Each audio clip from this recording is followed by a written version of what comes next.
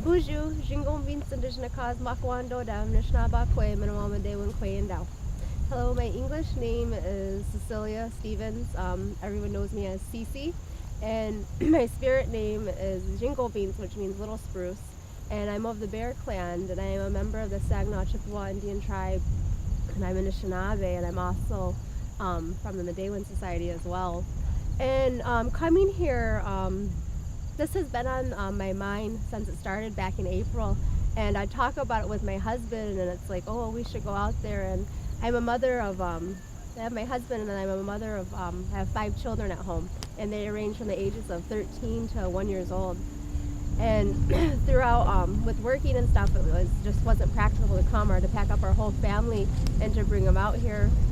And then coming into work on Tuesday after the holiday weekend, I work at a school, and within that school I work along the side of 5 other men, and we're part of the AB team, which is known as Anishinaabe B'Matazolin, which is talking about just Anishinaabe being Ojibwe and living that good life. That's what B'Matazolin means. And with that, within our school we have AB request forms, and our PR department put in a request form to come out here with 10 other tribal members from our community to help bring supplies. So when we came in with them, we brought in the song, and we were the men were singing on their hand drums, and we were singing, letting them know we were coming in support and stuff. And then coming here, it was meaningful to all of us individually, but for me, it was just being that voice for our water, for our Mother Earth, and just making sure she's not silent. And I know just with me being one person won't make a difference, but the more voices that are here, the more people that are present, it's going to make a bigger ripple effect. And that's our main point. And for me, it's all about being peaceful and remaining in prayer and spreading that love and just peaceful atmosphere here, because that's our whole goal, is just to make sure that doesn't go through, but in a peaceful way. And listening to the Standing Rock chairman yesterday, what he spoke about, when those ancestors were disturbed, and they talked about the ceremony that they had, what their wishes were to remain peaceful here. To like everything that you're doing to stop that pipeline from being put in, is to always remember to remain peaceful, that you don't want to create more ugliness in the world and to fight back with more negativity.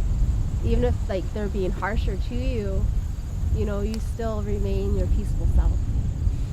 And then coming from me for a teacher, our main thing too, along with bringing monetary gift cards and then also supplies, we brought school supplies for the school here.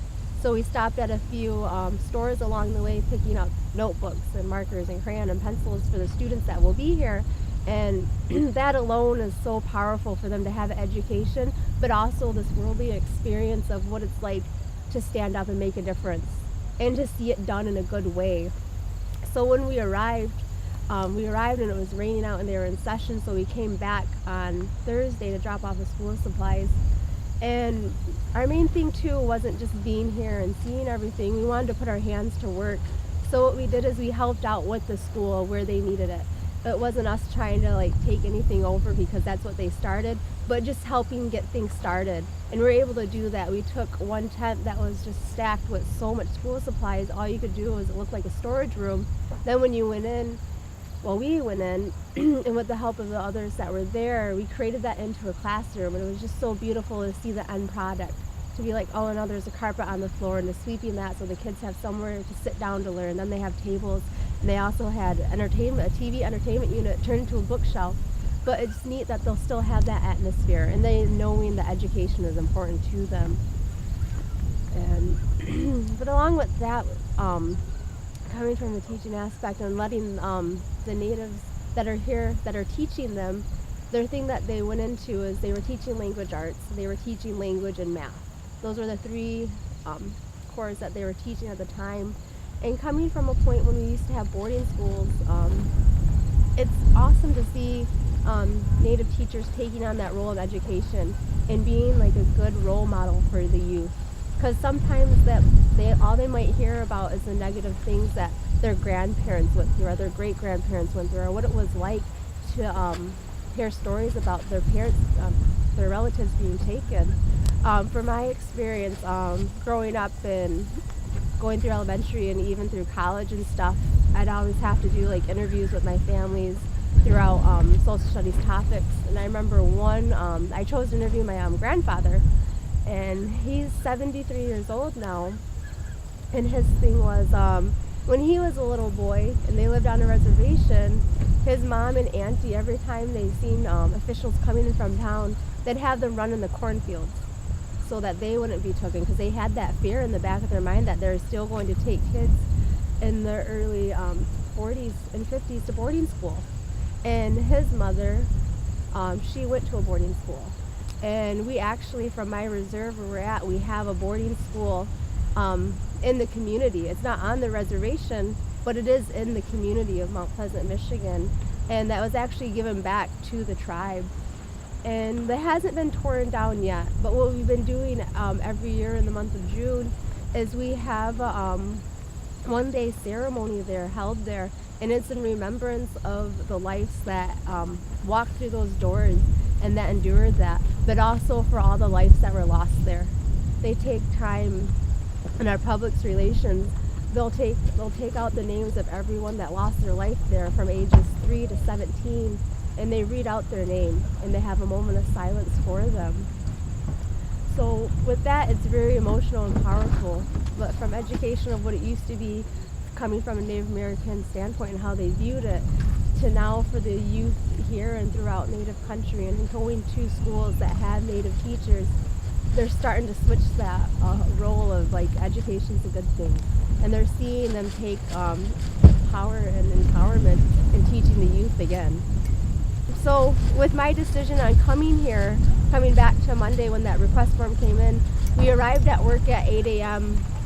and then at 10 a.m. we got the notification that we have an opportunity to come here. And I had an hour, and my husband was at work at the time, and I called him and I told him I have the opportunity to come here through work. And I told him, I won't be home with my husband or my kids. And that was really hard to do. My oldest son is 13, and then my daughters are 9 and 7, and then my two youngest sons are 8 and 1. So I was just like, I won't be with them for a few days. But I know coming here and putting my hands to work, that was very important. And bringing my prayers here, that was important. And helping out, that was important to me. And one of the first things we did when we came here is we came and dropped our stuff off and set up camp. And then we went over to the Sacred Stone Camp, that very first camp. And over there weren't any pictures to be taken or any recording. But as we were going down there, we walked down to the river. And for my coworkers and I, what we did is we each had Sema. And for us, for Ojibwe, we put it in our left hand. All Anishinaabe do that when they pray. And we walked down praying to that water. And then when we were done with our individual prayers, we offered it to that sacred Nabi. And Nabi to us is water. And for each of us, it's about protecting the water, protecting the land here, and protecting those sacred burial sites where they won't be disturbed, and hoping that that pipeline doesn't go through, so in the future there's no greater aftermath of something that could terribly go wrong.